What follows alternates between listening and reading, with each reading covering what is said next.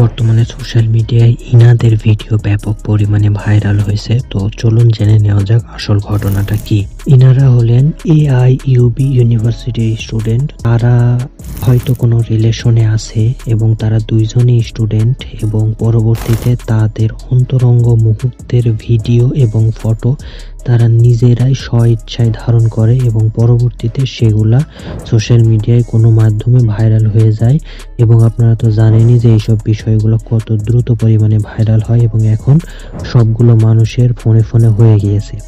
এখন কথা হচ্ছে যে প্রতিনিয়তই এমন ঘটনা ঘটতেছে আমাদের চোখের সামনে, তারপরেও আমরা কেন আমাদের অন্তরঙ্গ মুহূর্তের ছবিগুলা ভিডিওগুলা ফোনে ধারণ করি পরবর্তীতে দেখার জন্যে, কিন্তু সেটাই হয়ে যায় আমাদের জীবনের কাল। এখন যে এই ভিডিওগুলা ভাইরাল হয়েছে, এখন এদের কি অবস্থাটা হচ্ছে, সমাজে কি মুখ দেখানোর কোনো প্রকার অবস্থা থাকবে? কোন বিবেচনায় তারা এইভাবে ভিডিওগুলা করে? অবৈধ কর্মকাণ্ড করে তো করে, আবার ভিডিও করার কি দরকার ভাই? এখন তো বিশাল এক বিপদে পড়ে গেছো, এখন কি আর করা, মানুষ তো দেখে মজা নিবেই। এখন তো তোমাদের নিজেদেরকে নিজেরাই থাপড়ালে পরেও মনে শান্তি হবে না। কি একটা নোংরা পরিস্থিতি অবস্থান ক্রিয়েট হয়েছে।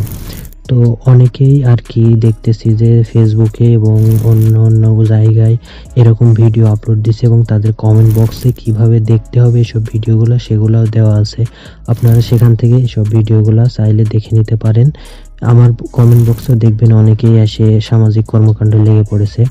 তো তাদের মাধ্যমে আপনারা ভিডিওগুলো দেখতে পারবেন। এসব ভিডিও এখন বর্তমানে খুবই সহজলভ্য হয়ে গিয়েছে।